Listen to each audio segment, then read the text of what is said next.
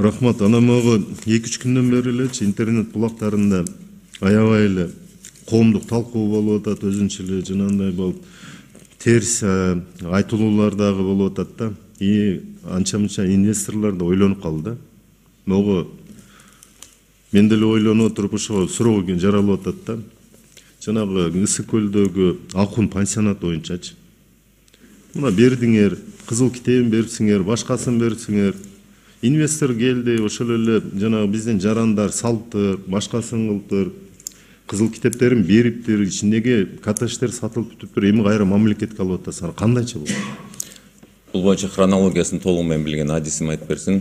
Алишер Ташбаевич, бул боюнча жаңылыктарга да чыкты. Бул жерден баса белгилеп кетиш керек.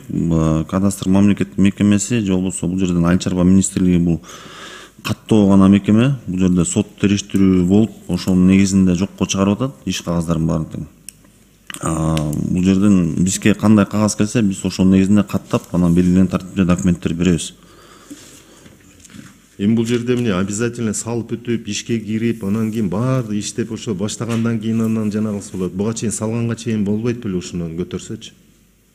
Алишер Ташбаевич, бул жерден маселе бизге эмес го деп ойлойм. Анткени мен айткандай, биз кадастр мамлекеттик мекемеси бул жерде каттоочу гана мекеме. Ал жерде үчүнчү жак болуп сотто да катышат.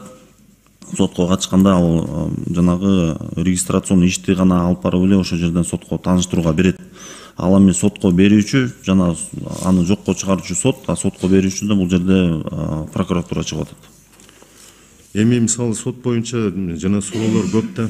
Биз эми сот эч кимге ийгилише албайт. Соттун жанагы чечимдерине аны түшүнүп эле турабыз. Бирок могу жерде биз билбейбиз дегениңер болбойт да.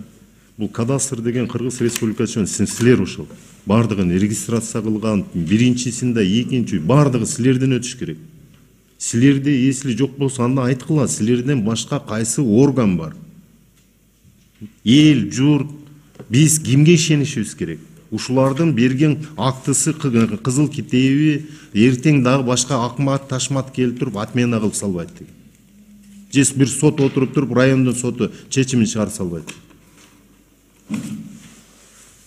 Эмне үчүн дегенде Конституциянын 15-беренесинде жазылган адамдын укугу, мүлкү бул абсолюттук ажыратылгыс депчи. Конституцияда жазылып турат. А силер болсо биякта отуруп айтып атасыңар, бизге эмес, биз билбейбиз, биз каттап эле коебуз. Эмне силер нотариальный конторасыңарбы каттагыдай? Правоустанавливающий документтин бардыгы силерде болсо, жердин 7 категориясы болгон, ошонун бардыгы силерде Айыл чарба министрлигинде болсо, гипрозъем силерде болсо, кадастр силерде болсо, картография силерде болсо, жер, суу, жайыт бардыгы силерде бир министрликте болсо. Ошон үчүн оптимизация кылыш үчүн, ошол башаламандык болбош үчүн деп бардыгын бир министрликтин астына алып кирген деп. А силер болсо жумушту алып бара албайсыңар. Бизге киргизди, мен каттап койдум деп. Аманкан Батырбекович, бул кандай кайдыгерлик? Кошулабыз Алишер Ташбаевич, мүчүлүштөр бар экен, кемчиликтер дагы биздин кызматта дагы бар. Муну түздөө иш алып барганга өзгөчө ушундай каттоодо бири-бирине накладка болуп калган, кызыл китептер мурунку убакта берилип калган, бир үй-бүлөдөн 2 кишиге берилип калган. Ушундай бар, кошулабыз, ушундай кемчиликтер бар, мунун үстүндө иш алып барабыз.